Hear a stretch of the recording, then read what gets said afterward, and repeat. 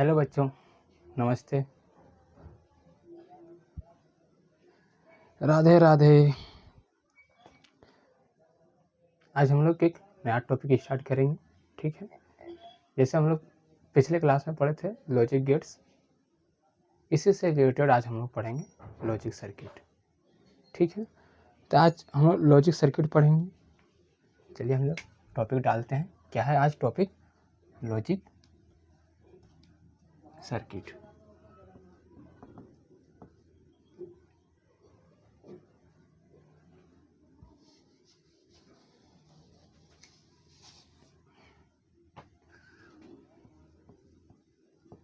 Logic circuit, ठीक है। तो लॉजिक सर्किट दो पार्ट में डिवाइड है। कौन कौन? एक कॉम्बिनेशनल लॉजिक सर्किट है और दूसरा जो है वो सीक्वेंसर लॉजिक सर्किट है, ठीक है। कितने पार्ट में विभाजित है? दो पार्ट में। कौन कौन? एक कॉम्बिनेशनल लॉजिक सर्किट और दूसरा जो है वो सीक्वेंसर लॉजिक सर्किट। पहले क्या है? चलिए इसको हम दो पार्ट में डिवाइड कर लेते हैं। पहले है कॉम्बिनेशनल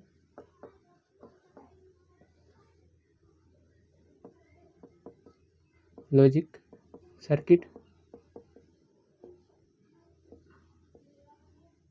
और दूसरा जो है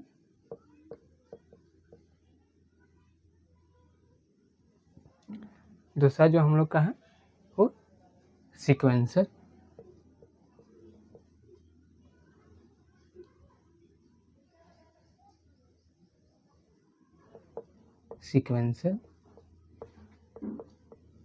लॉजिक सर्किट, ठीक है। सीक्वेंसर लॉजिक सर्किट कितने पार्ट में है? दो पार्ट में। कौन कौन? एक कॉम्बिनेशनल लॉजिक सर्किट, दूसरा जो है सीक्वेंसर लॉजिक सर्किट। तो आज जो हम लोग पढ़ने वाले हैं, सबसे पहले कॉम्बिनेशनल के बारे में जानते हैं क्या है, ठीक है। इसके बाद हम लोग इसके अंतर्गत में कौन कौन सा आता है, किस तरह का काम करता है, उसके बारे में जानेंगे आज हम लोग, ठीक है। तो आज सबसे पहले हम लोग कॉम्बिनेशनल पढ़ते हैं, ठीक।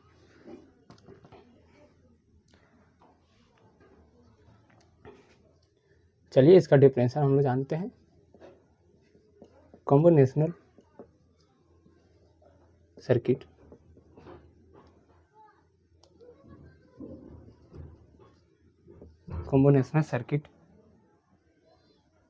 लॉजिक गेट्स पर निर्भर करता है। लॉजिक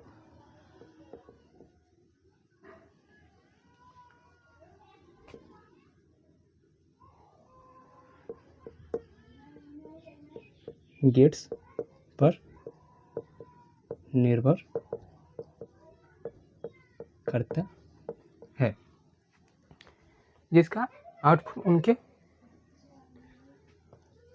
जिसका आउटपुट उनके इनपुट के लॉजिक स्तर पर के लॉजिक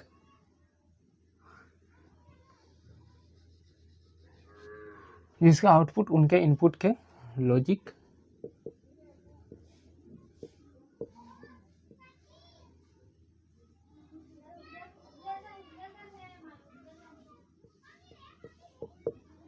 स्तर पर निर्भर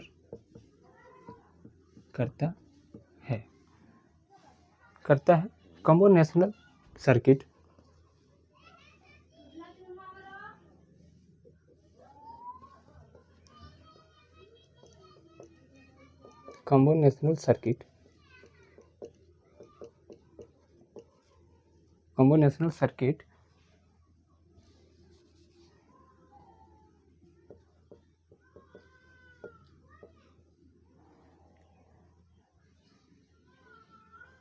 सर्किट में मेमोरी की आवश्यकता नहीं नहीं होता है इसलिए इन परिपथ इसीलिए इन सर्किट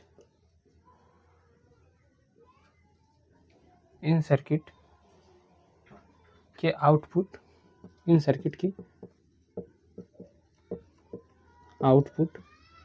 इनके आउटपुट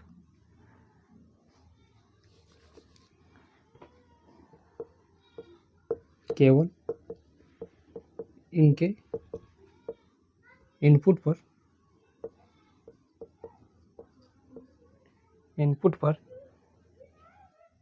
उनके वर्तमान इनपुट पर निर्भर करता है।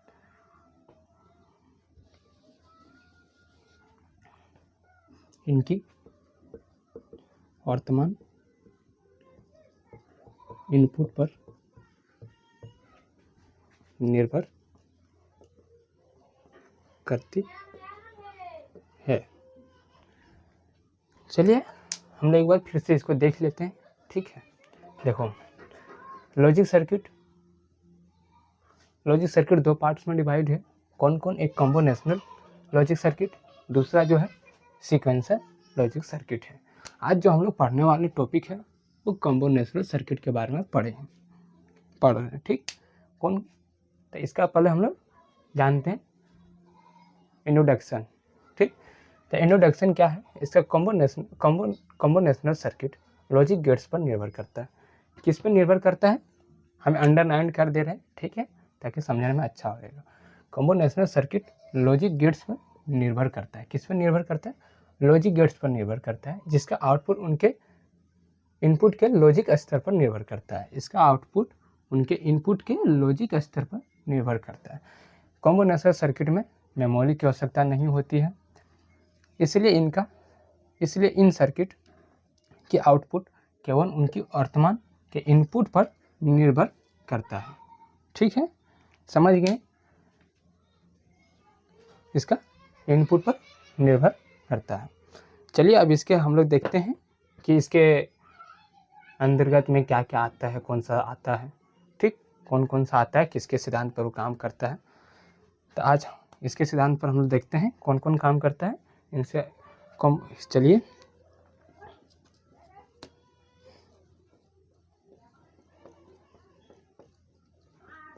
कॉम्बिनेशनल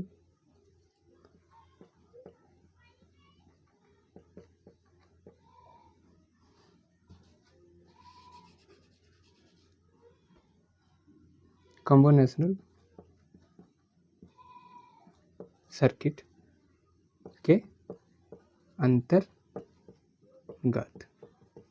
कौन कौन आता है? एडर,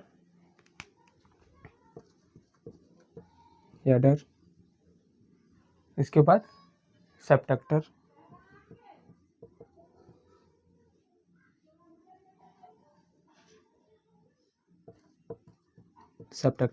इसके बाद एनकोडर,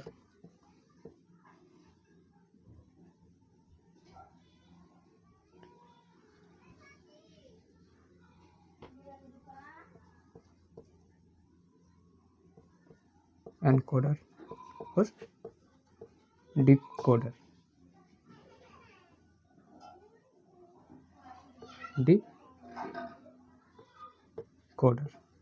कौन कौन आता है इसके अंतर्गत? एडर, सबट्रैक्टर, एनकोडर और डिकोडर।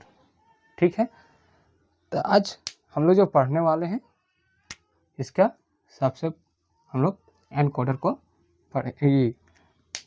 एडर को पढ़ेंगे। हम लोग आज किसको पढ़ेंगे? एडर को। ठीक है, चलिए अब इसको हम लोग मिटाते हैं। ठीक, आप लोग वीडियो पॉज करके लिख लीजिएगा। ठीक,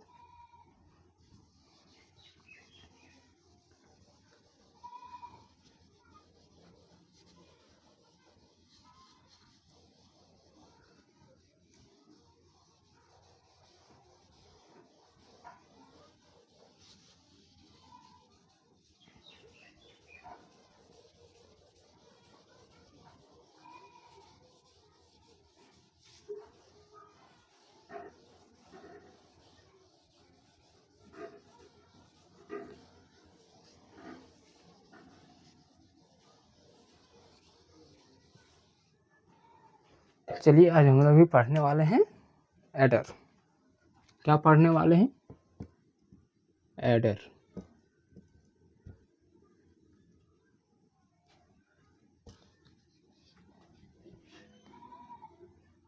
एडर, ठीक। अब एडर भी जो है दो पार्ट्स में बांटा हुआ है। कौन कौन? एक फुल एडर, एक हाफ एडर, ठीक है। कितने पार्ट्स में बांटा हुआ है एडर? दो पार्ट्स में बांटा हुआ है। एक हो गया हाफ एडर और एक हो गया हाफ एडर, और दूसरा जो हो गया फुल एडर, ठीक। एक हाफ एडर और एक फुल एडर में बांटा हुआ है। तो आज जो हम लोग पढ़ने वाले हैं हाफ एडर को पढ़ेंगे, इसके बाद हम लोग फिर फुल ऑर्डर को देखेंगे, ठीक। चलिए आज हम लोग का रहेगा जो टॉपिक वो हाफ एडर, ठीक। तो हाफ एडर का सबसे पहले हम लोग इंट्रोडक्शन जानते हैं, ठीक। इसके बाद इसका हम लोग ब्लॉक डायग्राम देखेंगे, इसके बाद इसका हम लोग सर्किट डायग्राम देखेंगे और सर्किट डायग्राम बना के हम लोग इसका वर्किंग देखेंगे कि किस तरह का वो काम करता है। इसके बाद इसका हम लोग ट्रूथ टेबल देखेंगे, ठीक है। इसके बाद ही हम लोग इसके आगे और देखेंगे, आईसी नंबर इसका देखेंगे, ठीक। चलिए तो हम लोग आज देखते हैं अभी क्या हाफ एडर। हाफ एडर, चलिए इसका डिफरेंशियल हम लोग इंट्रोडक्शन लिखते हैं। हाफ एडर, एक half adder digital electronics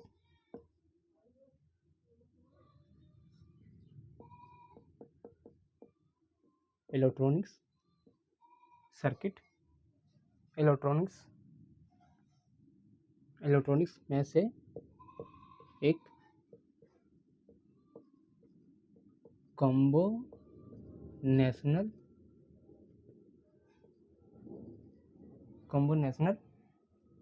circuit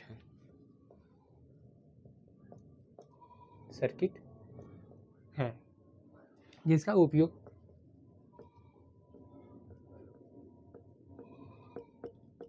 उपयोग दो सिंगल बिट बाइनरी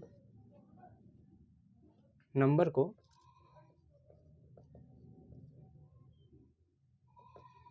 को जोड़ने के लिए उपयोग किया जाता है,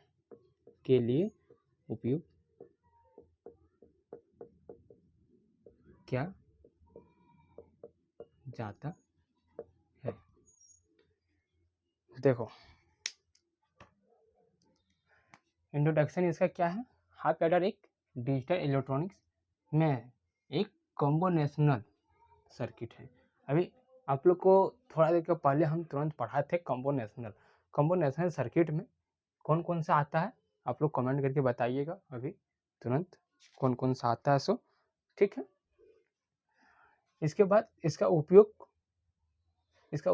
दो सिंगल बिट बाइनरी नंबर को जोड़ने के लिए उपयोग किया जाता है। किसके लिए किया जाता है? दो सिंगल बिट बाइनरी नंबर को जोड़ने के लिए उपयोग किया जाता है, ठीक है। इंट्रोडक्शन इसका पार्ट देख लिए हम लोग। अब इसके आगे हम लोग देखते हैं इसका ब्लॉक डायग्राम और सर्किट डायग्राम। इसके बाद इसका हम लोग ट्रूथ टेबल निकालेंगे, किस तरह का वही ट्रूथ टेबल से हम लोग देखेंगे वो किस तरह का काम करता है, ठीक है। चलिए देखते हैं इसका हम लोग अब ब्लॉक डायग्राम।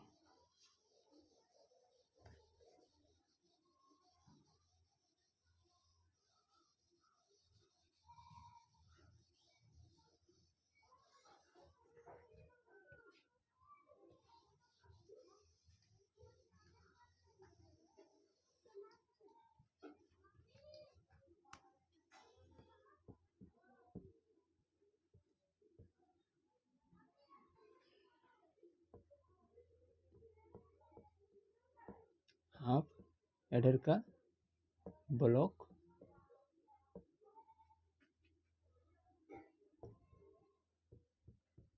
डायग्राम और सर्किट डायग्राम। रुक जाओ, यहाँ से नहीं,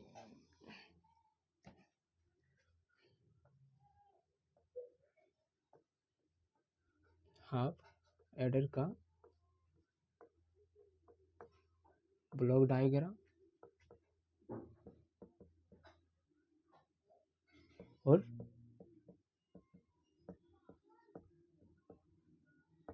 सर्किट डायग्राम। ठीक है, अभी जो हम लोग देखने वाले हैं हाफ एडर का ब्लॉक डायग्राम और सर्किट डायग्राम। ठीक, चलिए अब हम लोग हाफ एडर का पहले ब्लॉक डायग्राम देखते हैं, इसके बाद हम लोग इसका सर्किट डायग्राम देखेंगे। चलिए हम पहले ब्लॉक डायग्राम बनाते हैं। ठीक है, इधर ध्यान देना सब कोई।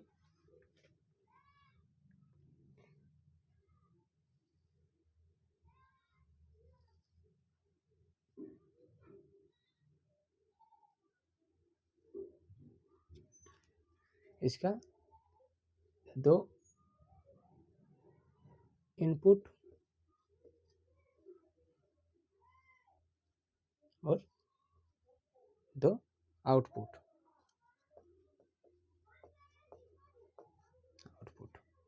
एक आउटपुट कैरी होता है और एक आउटपुट सम होता है। ये हो गया मेरा सम पार्ट मतलब ओके पार्ट। ठीक है, एक सम आउटपुट हो गया और दूसरा जो हो गया कैरी आउटपुट। ठीक है, ये हो गया हम लोग का ब्लॉक डायग्राम। ठीक, हाफ एडर का ब्लॉक डायग्राम हो गया। अब इसके आगे हम लोग देखेंगे इसका सर्किट डायग्राम। चलो हम सर्किट डायग्राम बनाते हैं। ठीक है, लेकिन सर्किट डायग्राम बनाने से पहले हाफ एडर को यूज करने के लिए हम लोग दो गेट्स का उपयोग करते हैं। कौन कौन गेट्स का? एक एक्सओर गेट का और एक एंड गेट का। ठीक है, एक्सओर गेट और एंड गेट। एक्सओर गेट जो है वो आउटपुट में सेम देता है और एंड गेट से कैरी देता है। ठीक है, चलिए हम ब्लॉक डायग्राम बनाते हैं, इसके बाद हम लोग इसका ट्रूथ टेबल चेक करेंगे। ठीक, पहले हम ब्लॉक डायग्राम बनाते हैं। एक एक्सओर गेट,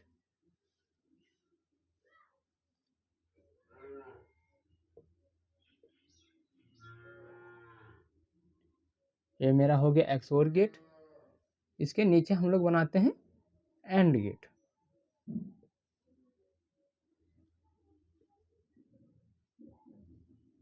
ये हो गया एंड गेट।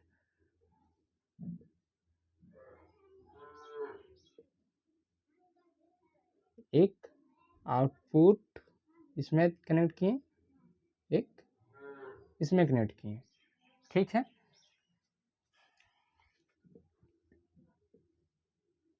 ये हो गया इसका इनपुट पार्ट ए और बी। इसका आउटपुट पार्ट ये हो गया इसका सम और ये हो गया कैरी। ठीक है, चलिए अब इसका हम लोग ट्रूथ टेबल देखेंगे। इससे पहले भी ये हो गया हाफ एडर का ब्लॉक डायग्राम।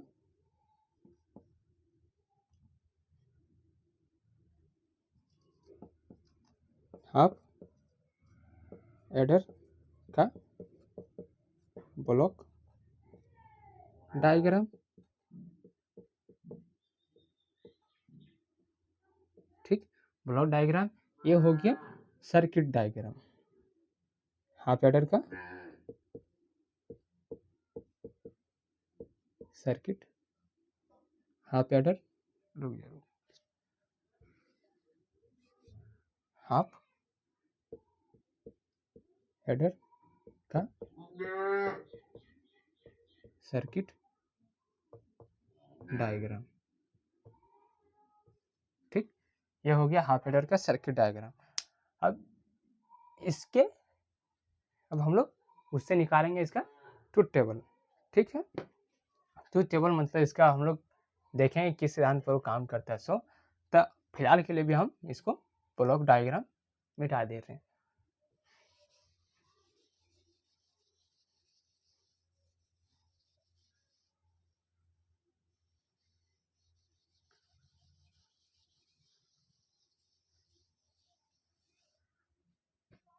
चलिए अब इसका हम लोग ट्रूथ टेबल चेक करते हैं, इसका वर्किंग कैसे काम करता है। सो ये हो गया मेरा, चलिए इनपुट पार्ट, ये हो गया आउटपुट पार्ट, ए बी, ये हो गया सम, ये हो गया कैरी।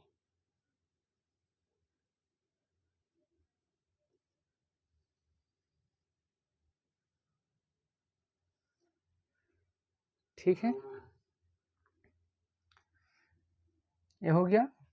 अब जैसे हम लोग पिछले क्लास में भी पढ़े थे, जिसमें हम लॉजिक गेट्स पढ़ा रहे थे आप लोग का 0 0 0 1, इसके बाद 1 0 और 1 1, हम लोग इतना पढ़े थे। अब वो मेरा बन गया ट्रूथ टेबल का डायग्राम बन गया। अब इसके बाद इसी के सिद्धांत पर हम लोग इसको चेक करेंगे कि अगर हम इसको इनपुट में 0 0 दे रहे हैं तो मेरा XOR गेट सम में मतलब आउटपुट में क्या देगा और एंड गेट में क्या देगा। ठीक है, चलिए अब हम लोग देखते हैं। ठीक,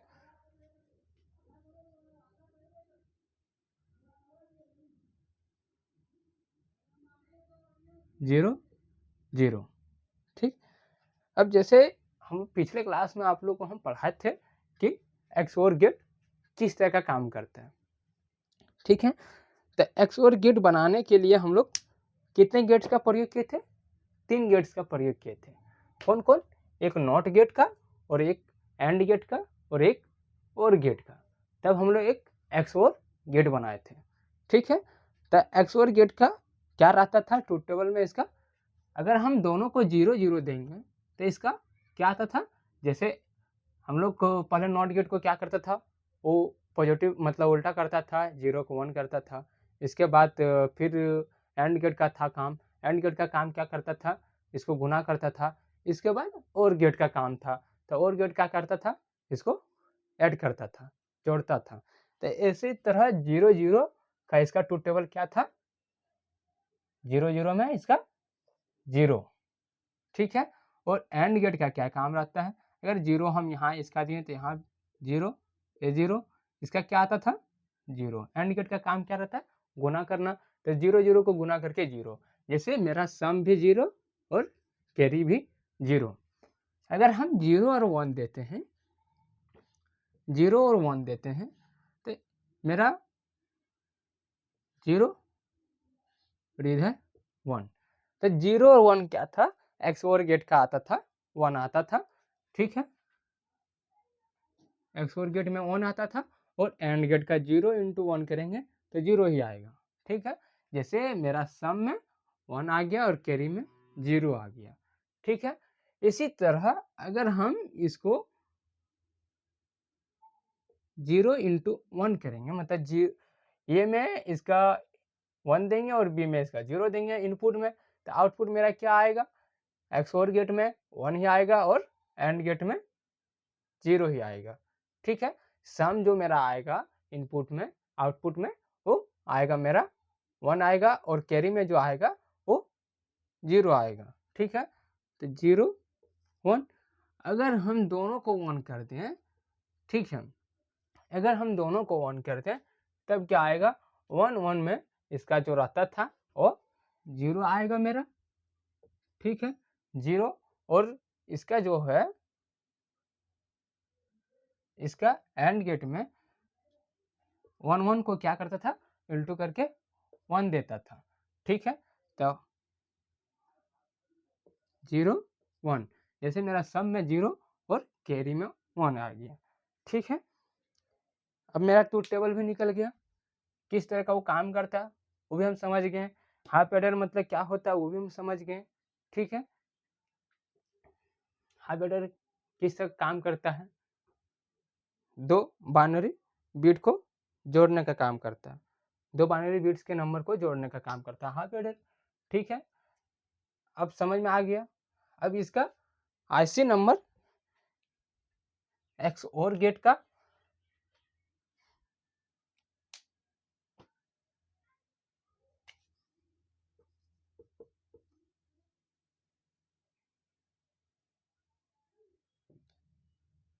XOR गेट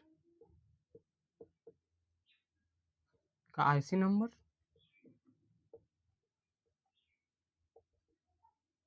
और एंड गेट का आईसी नंबर कमेंट करके बताइएगा आप लोग। ठीक है, कोई चीज़ का डाउट रह गया है तो वो भी कमेंट करके बताइए। ठीक, आज हम लोग का हाफ एडर कंप्लीट हो गया। अगले नेक्स्ट क्लास में हम लोग फुल एडर के बारे में जानेंगे और अच्छे से पढ़ेंगे। ठीक है, थैंक यू।